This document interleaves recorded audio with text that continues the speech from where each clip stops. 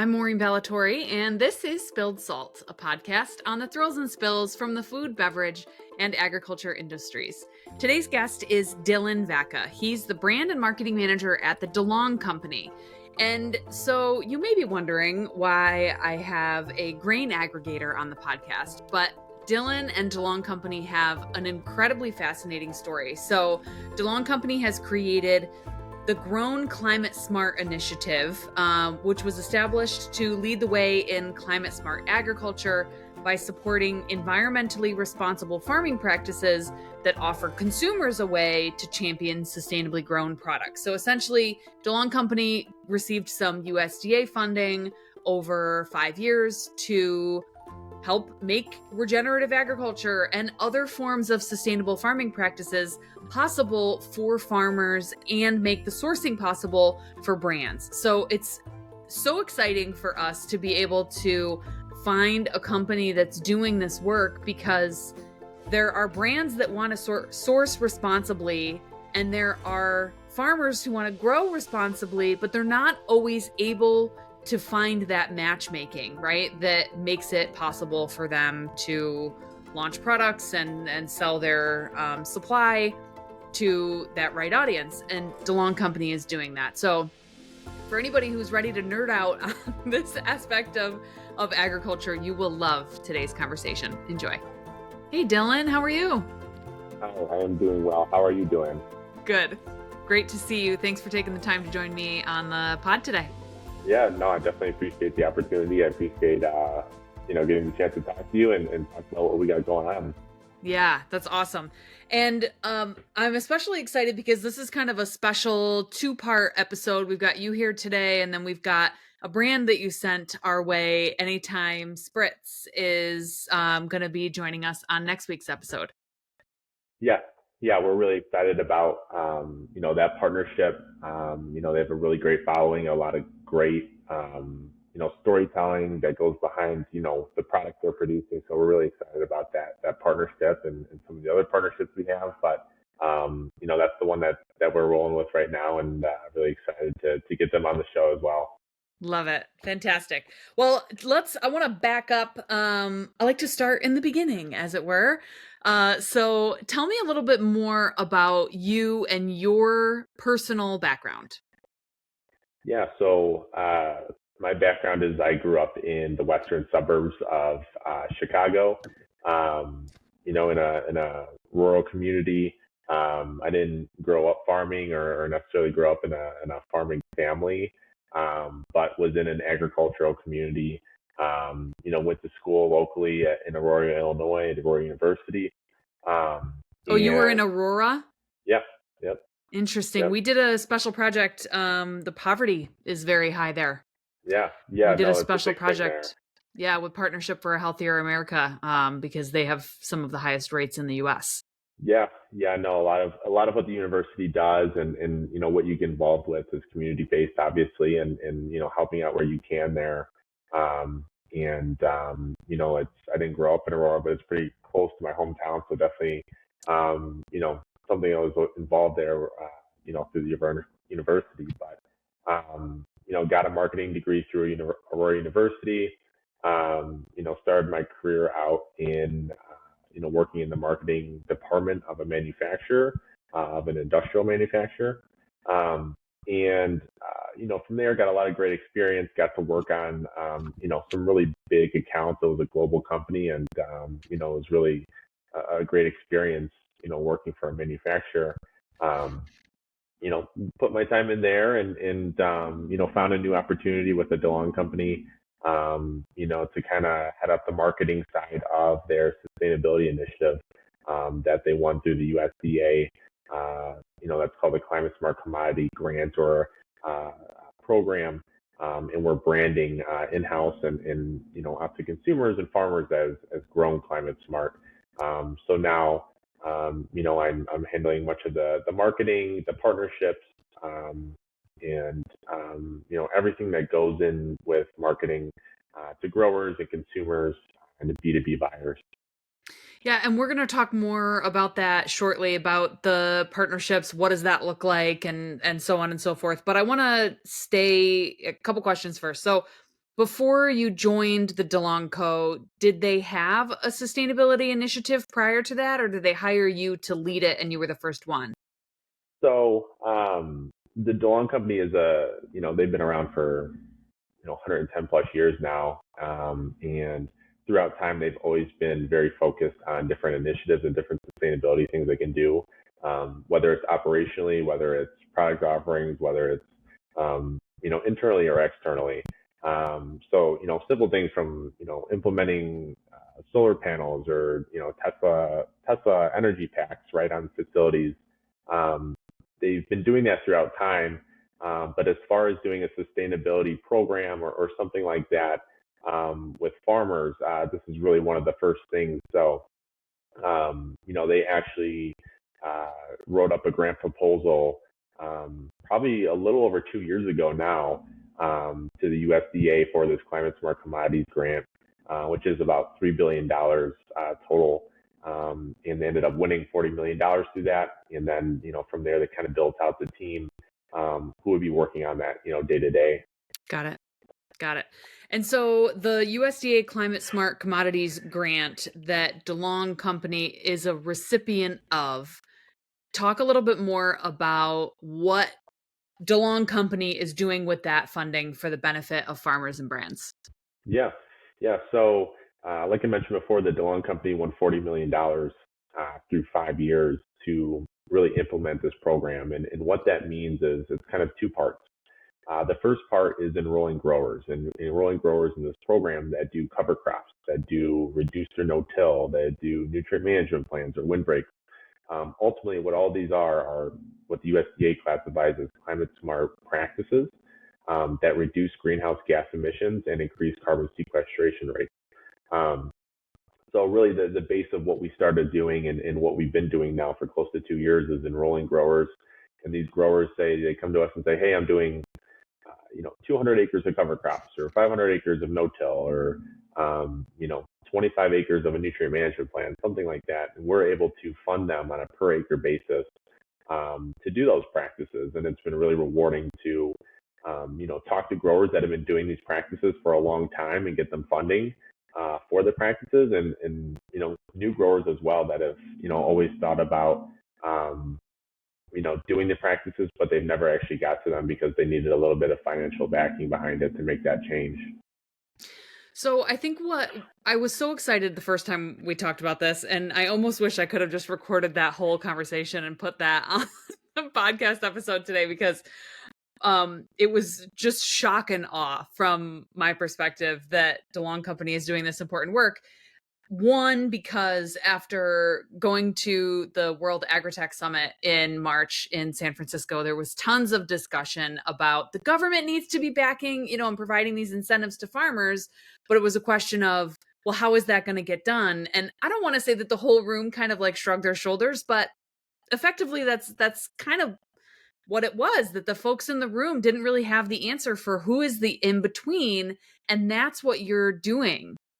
Yeah, I think that's a great point you make, and I think that's why it was so exciting. Our first conversation about this is that so many people out there realize that doing climate smart or sustainable or regenerative agriculture is the future, right? And we want to make it less of a niche and more of the norm. Mm-hmm. For obvious reasons. It's better for consumers. It's better for companies to become more sustainable. It's better for our growers to do it on the farm level and on the ground, so they can benefit the food and the crops and the soil health. But, what was so exciting about that is hearing you talk about that and thinking about how it relates to us, right? Where the government has came out with $3 billion worth of funding and said, hey, we want to put funding behind private companies to go out there and really build this market, reach growers, and build on those relationships you already have with this funding. And I think that's why it's such an exciting time to be a part of this, to be a part of, climate smart agriculture, regenerative agriculture, and all the other sustainability programs out there, because really, from how we view it, it's a win-win for everybody involved, from the grower to the grain aggregator like the DeLong company to businesses that are making products out there that stem from commodities and ingredients from these practices, and the consumer. I think one of the most important things that you mentioned that I want to make sure that listeners hear is, and make sure that I'm right in what I heard too, is that you're not just incentivizing the farmers who are changing to climate smart practices. You're incentivizing any farmer who is already doing smart practices, right? Because that's been kind of like a little bit of a weird sort of space, is that folks who are doing climate smart practices or regenerative ag already, then they're not, in some cases, the incentives are not available to them because they don't have a switchover that needs to happen. Right, right. And I think that's one element of why we've been so successful with getting our program off the ground. And now we're up to, over 200 growers and over 400,000 acres, is that, like you said, one part of our program that we can enroll growers who have been doing a no-till or doing cover crops for 15, 20 years. I love that. And the nice thing about that is that these growers, I guess, I mean, it's not necessarily nice, but unfortunately, after we've been talking to them, is that a lot of times they feel victimized because they've never been able to get these funds before. Right. They look at it as, hey, I've been doing the right practices that you're saying, reduce carbon or are good for the land for X amount of years. And just because it's not a new practice adoption for me, I can't get funding. Right. They essentially they have to go backwards to go forwards at that point. And the nice thing about our program is that, we wrote it into our grant and talking to the USDA and saying all of the controls and the guidelines we have and, the auditing process and to go through and do all these things, we're going to do it the right way. But having those growers included in our program and being able to get funded has been really rewarding for us, because we can talk to the grower and just to see, hey, I'm able to get funds for this now. I've gotten turned down 3 or 4 times before because they told me I need to go back to tilling my land, and that's something I don't want to do. Right. So I think that's definitely an element of why we've been successful, is because we've been able to reach this, a good amount of growers that have never been able to take advantage of these programs, and saying, hey, we recognize what you're doing as well, and to keep doing it. And at the same time, we've been able to, talk to the growers who have been, hey, I'm on the fence about doing it. I just need this little something, whether it's financial incentives, whether it's technical assistance, something like that, where we're able to offer that and push them right over the edge to do that practice. So, right. That mixed with, hey, you don't have to do your whole field, right? You don't have to do your whole farm. If you have 100 acres, you can do 50 acres. Let's just say you're starting cover crops for the first time. They might be a little hesitant, right? And that's understandable. But being able to have that flexibility, being able to do these practices in the past has really been, I think a really strong focal point of our program. I totally agree.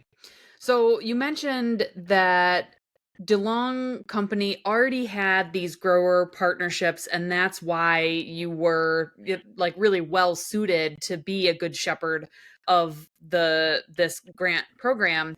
Can you talk about that a little bit? I just want to make sure that it's clear to listeners what DeLong company does as a grain aggregator. Yeah. So, like I mentioned before, the DeLong company's been around for 100+ years. It's a, sixth generation family business, primarily based in southern Wisconsin and northern Illinois, but we have a handful of locations, throughout the U.S., whether it's New York, whether it's Ohio or Nebraska or Kansas. Um, and really what we're doing is we're buying and purchasing row crop commodities, throughout the Midwest and the East Coast, directly from growers. So corn, wheat, soybeans primarily. And we're finding markets for them, whether it's overseas to the EU or to Southeast Asia, or it's domestically. Kind of where the DeLong company found, their really strong suit and niche is that we are the largest exporter of agricultural commodities and animal feed, and putting those in bulk containers. So we're the largest, exporter in the U.S. for that. But we also, have a lot of domestic business as well. So saying that, we already have a lot of great relationships with farmers that we're talking to, right? And that's, again, another part of why our organization and why our, grant has been successful in our program, is because we have the resources to make it successful. We have the grain merchandisers. We have, crop insurance team. We have an agronomy team. We have, people at the scale house. We have, export locations where we can find these markets. So That's why we think we've been so successful with this, that, we're not, coming to a grower with, a program and not being able to offer them that technical assistance, or if they need to go talk to someone about a nutrient management plan, we can have that, set up. So, the DeLong company is kind of a full service agribusiness, and it's really helped us out with this grant and program, and being able to implement it. You mentioned before coming to the DeLong company that you were at an industrial manufacturing company. What has it been like for you to learn this very niche, very nuanced, let's say, aspect of agriculture? Because you clearly you know your stuff, very impressive on that, and but there's a lot to learn on it, and so for the DeLong company to bring you in and put you on this special project and have you be able to grasp it as well as you did, like I said, very impressive. So what was that like? Yeah, so I think, that's a really interesting question, because I think about this a lot, of, how I fell into this, or, why I'm here now. As I mentioned before, I grew up in an agricultural, community, and then going, throughout life there, and in my first career being, in a manufacturer. The manufacturer actually was, making electrical components, and very focused on sustainability themselves. So, for Mm. instance, they manufactured and built all the charging plugs and cords that would go into a electric vehicle, right? So, throughout time, I'm marketing these products and thinking about, marketing the company and the sustainability behind that. And I think that's, really how, I first got into that realm of the world. And then finding something that, something in the agriculture world that I kind of grew up with, that kind of, all kind of meshed together at that point. But, like you mentioned, it is a lot to learn. There's a lot of things going on in the agricultural world, but also in the sustainability world, at all different levels too, whether it's, operationally, whether it's at the farmer level, whether it's, product packaging, and things like that. Hmm. There's a lot going on. So it's always, it's always ever going, as far as learning new things, and being up to date on it. Yeah, for sure. It's funny. I was on a call recently with a bunch of other ag nerds. You should join us. You would love it. Um, we get together every other Friday morning and just kind of banter about different things in the ag Okay. ecosystem. And anytime we're talking about regenerative agriculture, it's the whole room kind of like doesn't roll their eyes, but it's just one of those things of, well, how are we defining it today? Because it is just still continuously evolving about what exactly is the definition that we're talking about in this kind of conversation. So it's always just funny to me. Um, we talked earlier, we briefly mentioned that the reason we got connected is because of DeLong Company's work with brands. And we mentioned Anytime Spritz, who we're talking with next week. But how can you talked about the farmer angle and how that works. Talk about the other side of how DeLong works with brands. Yeah. So really, I mentioned earlier, there's two kind of facets of our grant, our program, and what we're trying to do. And that second one really is about building and developing a market that ultimately will command a premium for these grains and commodities, or for the other, commodities that, look, we handle just the, corn, wheat, and soybeans. There's other climate smart commodity grants and programs that are livestock based, that are, Oh. potato based, that are forestry based. So, really, it's like what you said before, trying to build something that we can all recognize as being regenerative or sustainable agriculture. So that's why we're building out this brand, what we call Grown Climate Smart, to really signify the commitment to regenerative or sustainable agriculture, using ingredients, using grain, using, things that end up in that product, in that consumer product, that stem from these climate smart agriculture. So, working with Anytime has been great. They're implementing a lot of ingredients and grain into their products that stem from farmers doing this climate smart agriculture. And really, what we talk to someone like Anytime about is that, hey, we want to help showcase that. We want to help, offer a value add or a product differentiator. And how can we come together to partner, and spread the word of what you're doing, and when, the products you have out there for consumers are stemming from this, really cool and forward thinking initiative. And that's why we're building out this Grown Climate Smart brand. So products now will have the Grown Climate Smart logo on them, signifying that commitment to sourcing from growers who are localized and doing, climate smart agriculture and sustainable or regenerative practices. I think it's great too how structured but flexible the Grown Climate Smart initiative is too, right? Because, we work with some wineries and I've talked to them about, hey, are you planning on incorporating any sort of regenerative organic practices? And they're like, we can't. We can't. I mean, It's different for everybody. I mean, it's yeah. different whether you're a corn grower or you're doing grapes for wine. I mean, it's always different for everybody, and it's always a learning curve. And talking to whether it's a distillery, whether it's someone else, maybe it's a potato chip manufacturer, something like that, or tortillas, or we talk to a lot of different industries, and it's always different on where they are in that process. But I think, the underlying thing and what I like to talk about is that 17% of the CPG market talks about or markets their products as being sustainable.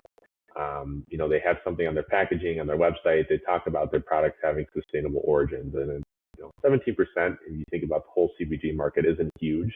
And it's been It's trending still up a throughout. big percentage. That's a big percentage. Yeah, and that's what I was going to say is, someone might not look at it and be like, hey, it's not huge, but it's big, and it's been trending up, throughout time in the past 5-6 years. It was nowhere near that, which is great. But the really interesting thing about that is that, 17% of the market, those products attribute to 1/3 of all CPG growth.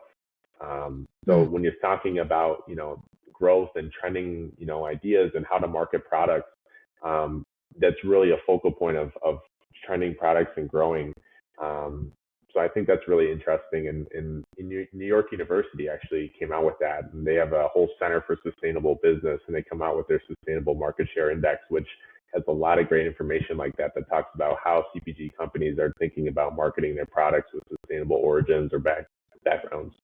And so what DeLong Company is doing, just to make it ultra clear to all of our listeners, is helping farmers who want to get into sustainable growing practices to get there, whether they need resources or incentives, Yep. as well as incentivizing farmers that are already doing those practices, and then helping brands to be able to source sustainably grown products. And so in some cases you can even direct a certain vein, right? So if I wanted to market regenerative organic, you could make sure that I'm sourcing regenerative organic, compared to I just want them to be grown sustainably. It does not have to be regenerative, and it does not have to be organic. You can help all of those scenarios. Yep. Yeah. And that's really the big thing here is that there's a bunch of different, whether it's regenerative organic, whether it's just organic, or, there's another one called Regenified. There's a couple different, organizations or initiatives out there. And I think that's what we're lacking right now. What we're trying to help, and what we're always open to, is to get that communication going between everybody, between the other initiatives and organizations, between the corporate buyers, between the CPG companies. Is that how can we come together to kind of unify everybody here, because we're all essentially going for the same goal of trying to push sustainability and climate smart agriculture and the products that stem from it together. So a lot of it is educating the market, but also working together to kind of build and strengthen that together internally before we all come out with a million different things and a million different definitions of what this means. And that's part of why we came out with our brand. That's why we came out with Grown Climate Smart, is that we want to tell consumers, hey, when you see this logo in retail stores or in a restaurant or something, you should know that this means that it comes from sustainable or regenerative agriculture. I think it's so smart. And we talked about that last time too, with the retailers being such an important, part of this whole ecosystem too, and how they define. That's when I go back to, my ag nerd friends, and why it's such a wild, wild west with the term of regenerative is because, Sprouts, for example, has a page on their site that outlines how they define regenerative, and Whole Foods has one, and there's similarities, but they're not exactly the same, right? And so in order to have a product on shelves in a retailer that claims regenerative, it has to align with that retailer's practices. And Yeah. so I again go back to why it's so smart for you to have this. Let's talk about sustainability and climate and not just one method that is still working on its definition. Yeah, yeah, exactly. And the nice thing about it, but at the same time, it makes it a little bit difficult is that, to us, the USDA came out with a list of, I think it's 120 something practices that they classify as climate smart, right? And we've been primarily talking about cover crops or no-tilling. Yep.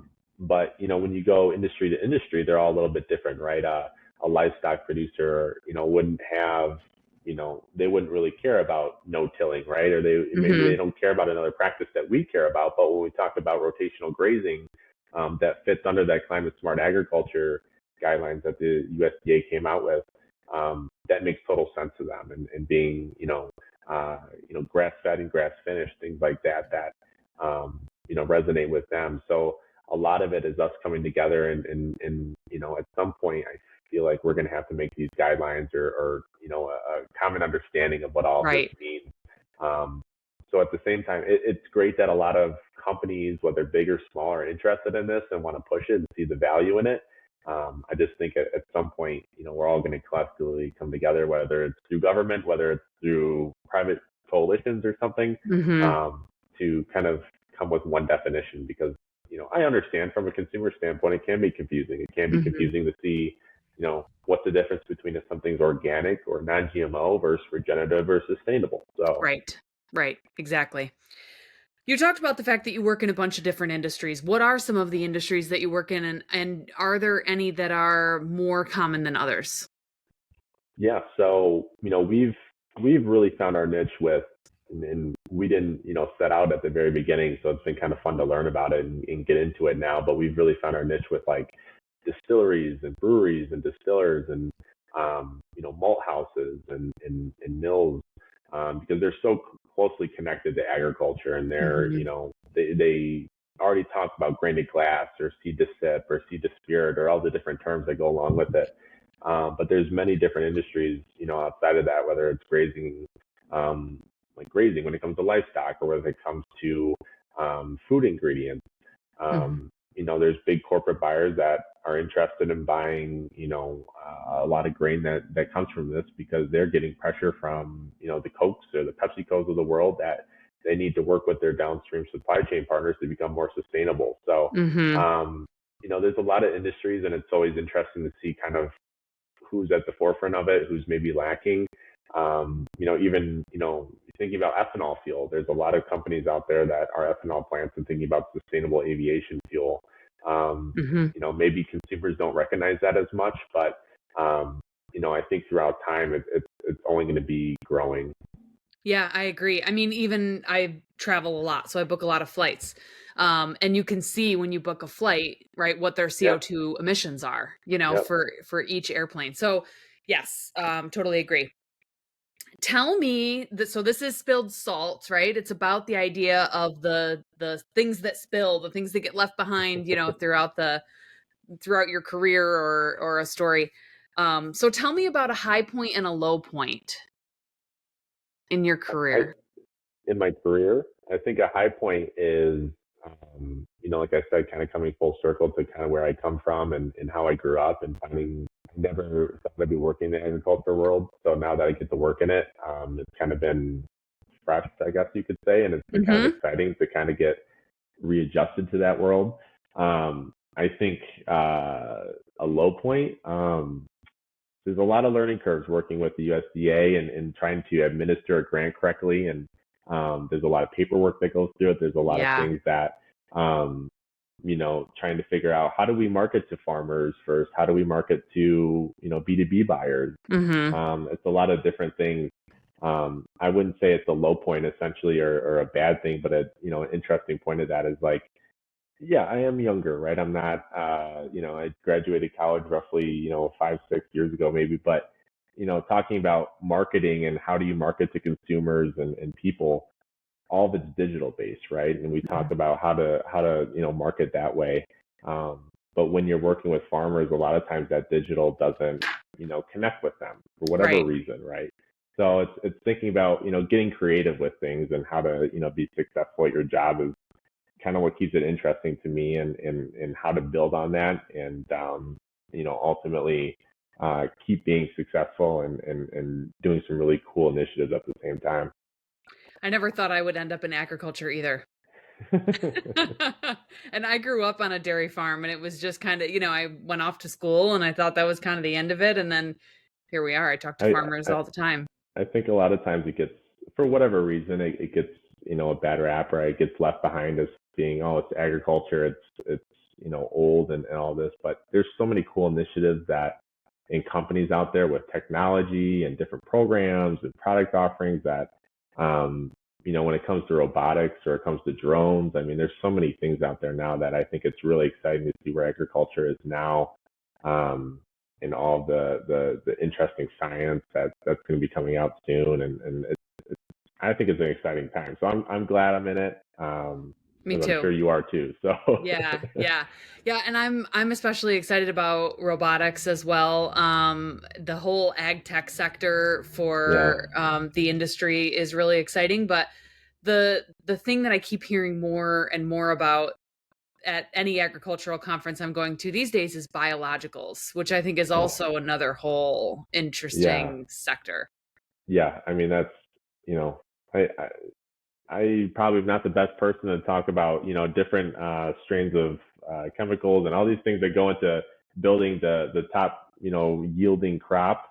But there's so many options out there, and it's Yeah, interesting where it's going now. And again, it comes down to being more sustainable, using less chemicals, using less exactly. water, right, and being economical with it. So Yep. yeah, I think it's an exciting time to be a part of agriculture. So, if anybody's listening and thinking about, what industry to join or look into, I recommend agriculture. So, Yeah, me too. Yeah, I think it's a great industry. So, last question for you. You mentioned that this is 40 million over 5 years, and you're 2 years in at this point? yep. hmm So you've got 3 more years of executing this initiative. In a perfect world, what do those 3 years look like to you? Yeah. So the next 3 years, what they look like to us is to continue scaling up this program. Creating brand awareness with our program on the consumer side, getting more brands and companies to come in and say, "Hey, we recognize this is a great thing. We want to show our commitment to sourcing or buying or implementing sustainable ingredients in our products." And at the same time, we want to continue getting more growers into our program. Year one, we had 170 something growers. This year, we have right around 210. We almost doubled our acres. We have, every bit of intention to continue growing and scaling our program to maximize its reach and to maximize these dollars. So, throughout time, hopefully by year 5, we can, look back and say, hey, year 2 was a great year, but we were able to keep expanding on that and build it. And we're thinking about, past year 5 too, is that, hey, we want to, ultimately build and develop this market so that it's a Yeah. self-sustaining, brand and program for consumers to go out and purchase these grains and products and pay a premium for them, given they stem from these, and that premium gets passed down from the grain aggregator to the actual farmer to continue doing these programs or these practices. So, Yeah, yeah, I love it. Fascinating. Fascinating, fascinating. Thank you so much for joining me today and reaching out in the first place. I'm really glad to be able to spread the word about this. I think that this is just, again, such a wonderful initiative for DeLong Company to be working on, for USDA to be promoting, and then for you to be able to be boots on the ground driving it forward is just such a great thing. So thanks for joining me. Yeah, thank you. I appreciate the time and appreciate the opportunity to talk about it. Thank you for listening to Spilled Salt. I'm your host, Maureen Ballatori. Spilled Salt is an Agency 29 production. Agency 29 is a brand building firm for food, beverage, and agriculture brands. Learn more at agency29.com.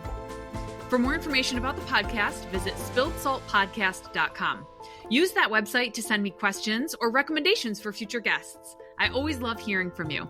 Spilled Salt is available anywhere you enjoy your podcasts. Please like and subscribe so you never miss an episode.